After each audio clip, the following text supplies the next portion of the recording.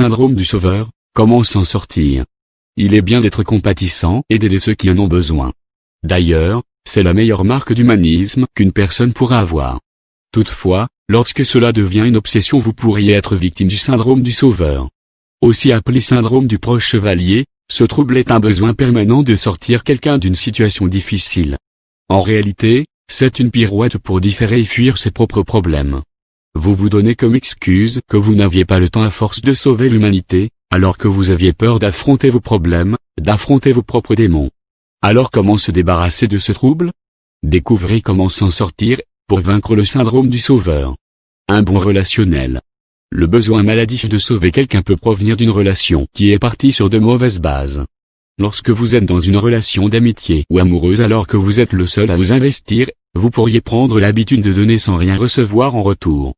Ce sentiment est encore plus tenace lorsque cela vient de votre relation avec vos parents.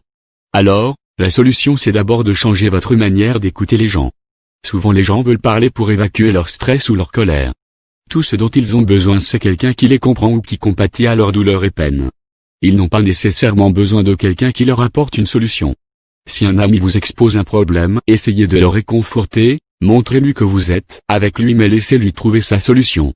Déterminez la limite de votre responsabilité pour vaincre le syndrome du sauveur, pour s'en sortir. Vous n'êtes pas responsable de tout. Le monde n'est pas sous votre responsabilité, alors arrêtez d'assumer la responsabilité des autres. Que cela soit pour un ami, pour votre enfant ou votre partenaire, laisser quelqu'un assumer ses responsabilités est la meilleure façon de l'aider à grandir, à éviter les mêmes erreurs à l'avenir. Ainsi, vous les aiderez à être indépendants en les encadrant et non en assumant leurs fautes et en faisant le travail qu'ils auraient dû faire. Acceptez votre condition humaine. Accepter sa condition humaine c'est reconnaître qu'on n'est pas parfait. En effet, beaucoup de personnes atteintes du syndrome du sauveur ont la fâcheuse tendance à réprimander ou à sermonner ceux qu'ils veulent sauver. Inconsciemment ou non, vous les offensez et ils peuvent même apercevoir que derrière cette carapace de super-héros se cache un certain narcissisme.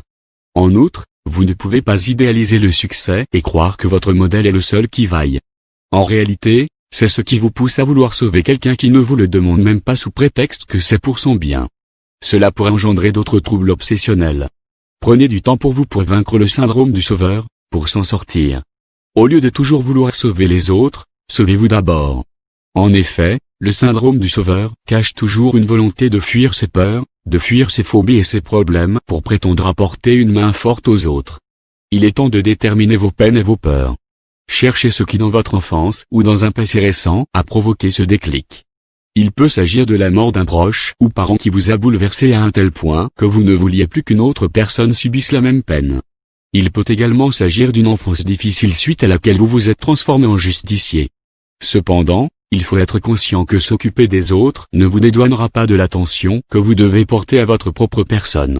Ne vous dites jamais que vous êtes déjà perdu et qu'il faille se rattraper sur les autres.